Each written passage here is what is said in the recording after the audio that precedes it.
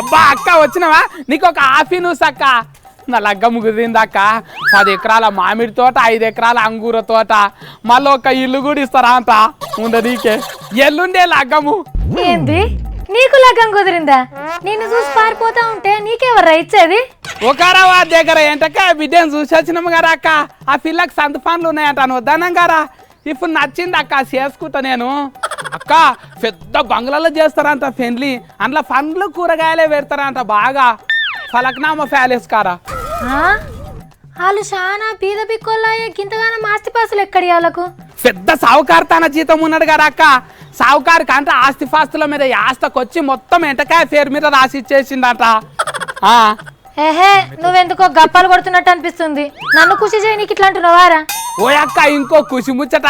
మార్వాడి చేస్తానా కమ్మలు బుట్టాలు, నాను, పెద్ద గోల్సు, ఫట గోల్సులు, కళ్ళకడాలు అన్ని తెచ్చినాం. బిత్తిరి జాగ్రత్తలు చదివి రిచ్ పెట్టి ఉరికి రాగలరా ఆయన. అమ్మో ఆడబిడ్డ కట్నం కిందకి ఇవన్నీ మీ మామ ఇచ్చిండారా? కిసంటి ముచ్చట్లు అంటే మస్తు ఖుషి పడతా చూడు. కాదు నాయన ఇచ్చిండు బంగారం కొనుక్కోమంట అని. మిరపకాయలు అమ్మితే ₹1,00,000 వచ్చినాయంట. మిర్చి గంత ధర ఎక్కడిదిరా? మొన్నటి దాకా రైతులు మస్తు లొలి చేసి అగ్వకు అడుగుతుర్రని. బిత్తిరిదానం అక్క. మన నాయన మార్కెట్లో పోయి మిరపకాయల సంచి మీద కూర్చుండంట. మిరపకాయలు కొనుక్కునేటోళ్ళు వచ్చి, అబ్బా మీ మిరపకాయలు మిషన్లో పోయకుండానే పొడి అయ్యేటట్టున్నాయి, ఇవే కావాలంట అని పైసలు పెట్టి కొనుక్కపోయారంట. అవునా? మరి బావిలో నీళ్ళే లేవు కదరా? తోటంత ఎండిపోయింది అన్నాడు నాయన. మరి మిర్చి ఎట్లా వండింది ఇప్పుడు?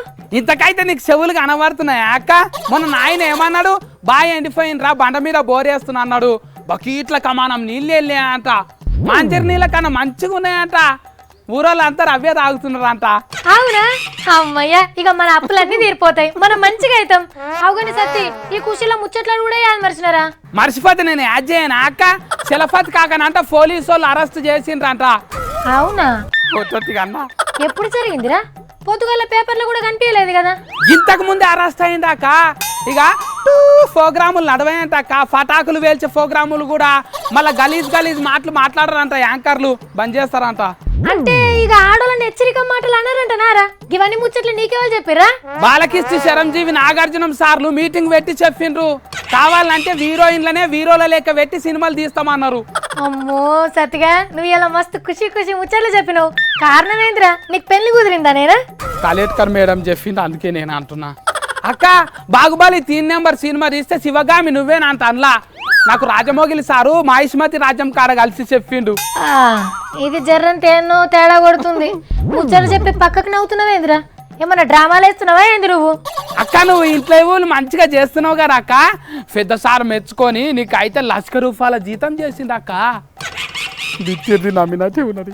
ఏమోరా సత్తి, శివగామవుడు సార్ జీతం పెంచుడు నాకెందుకో నువ్వు అబద్ధాలు చెప్పినట్టు కొడుతుంది. నిజం చెప్పు. అక్క నేను ఇప్పటిదాకా చెప్పిన అన్ని అబద్ధాలే. అంటే ఏం చేస్తావు నువ్వు? మేకప్ అంతా దుడి చేసుకొని సౌరం పడేసి ఉరుకుతావా అక్క? ఇప్పటిదాకా చెప్పిన అన్ని అబద్ధాలే. అబ్బా నేను బొందబెట్ట కదరా. ఇప్పుడు నువ్వు చెప్పిన అబద్ధాలారా? నీ సోలమొక పడి ఎక్కడికించో ఆటలాడుతున్నావా నాతోని? అమ్రపాల్ మేడం కంటే ఎక్కువ కన్నా నీకు? నువ్వు అబద్ధాలు చెప్పినంటే 20 రకాల కలెక్టర్ వైతుటివాక. మేడం అబద్ధాలాడే కలెక్టర్ కొలువు దొరకబట్టుకుందేమో. అట్లా కాదురా, ఇంటర్వ్యూలో జరంత బుగులు ఉంటది కదా, ఇట్లా చెప్తేనన్నా ధైర్యం వస్తుందని అమ్రపాల్ మేడం అర్థం. అమ్రపాల్ మేడం చెప్పింది కదా నమ్మినాక నేను. ఇక ఇలేకర్ కొలువు బంధు పెట్టి పోలీసులకు ఓరమనుకున్నా. ఉతకత అవుతుండే. అవుతావు నీ బిత్రోడు ఎక్కడికించు. వరంగల్లా కొలువులు అంగడైతే మేడం గిట్లా అన్నది, ఓ మేడం తెలంగాణలో బాగా పనిచేసే కలెక్టర్ అని మీకు పేరుంది, మీరే గిట్లా చెప్తే పోరగాళ్ళు అబద్ధాలు ఆడరా? మా సతిగాడే అబద్ధాలు చెప్పబట్టే. అక్క నేను ఎంత చదివిన్నో ఏడుంటున్నా ఎవ్వరికి చెప్పక అక్క. అబద్ధాలు ఆడి కొలువు దొరకబట్టుకుంటా.